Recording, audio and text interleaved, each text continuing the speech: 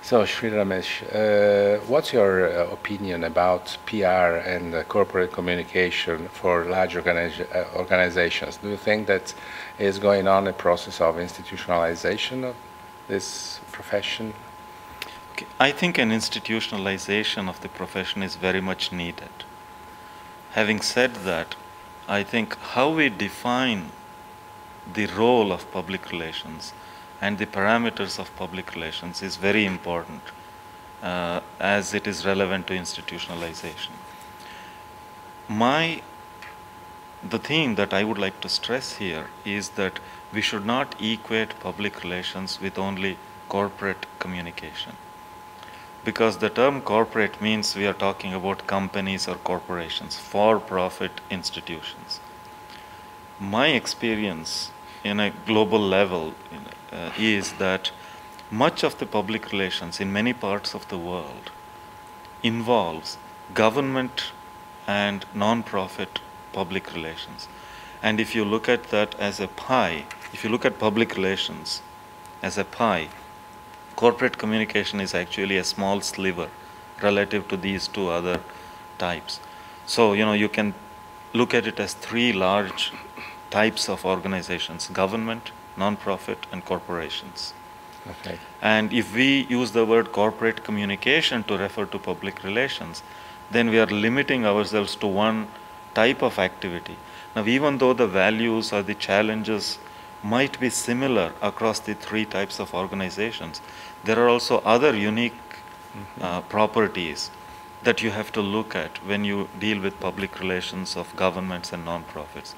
And I believe that if you want to institutionalize public relations, whether it's for large organizations or whatever, we have to take into account the unique properties of these two other types of organizations and then bring those experiences into the discussion.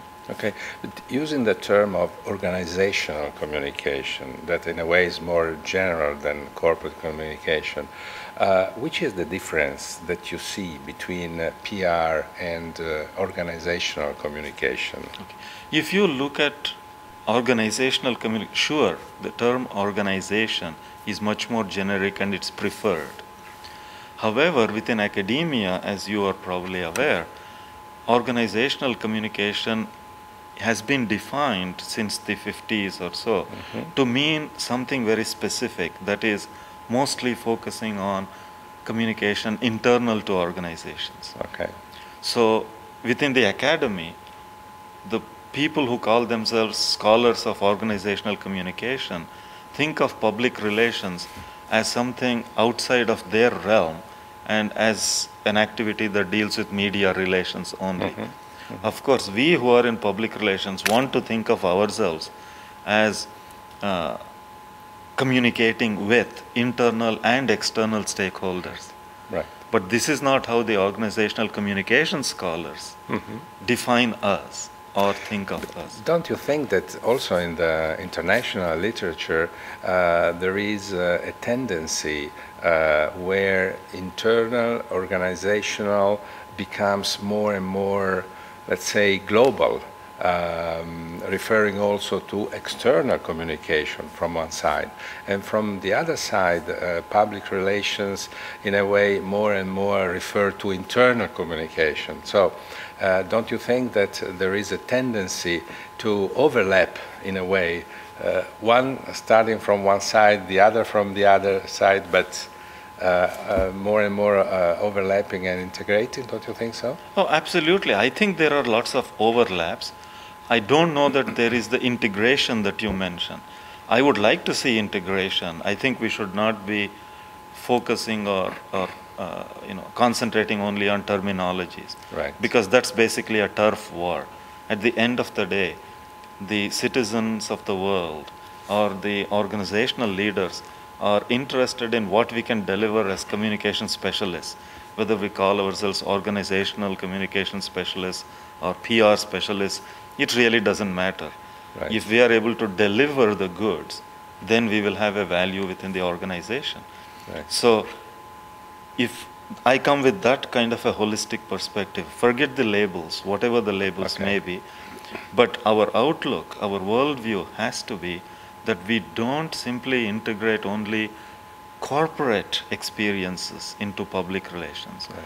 You go to international conferences, for example, most of the participants are corporations, are members of corporations. Right. You look at the discussions and so on, they are mostly oriented to problems with regard to corporate reputation or corporate communication. And I'm saying that is actually hurting the PR industry. See, public relations around the world is looked down very negatively. We all know that. As a profession, we have this black eye that we are hired guns, we are mercenaries. You know, we do bad things to society. And I think that's mostly because we are perceived as being the faces for evil corporations who are there only to make money. However, you look from the other aspect, if we portray, which we rightly do, you know, the United Nations agencies, right. such bodies, or the World Wildlife Fund, they're doing a lot of campaigns around the world. You know, the Millennium Development Goals, all of the developmental communication that has happened in the past 60 years since the UN was established. Yeah. It's PR people who are doing it.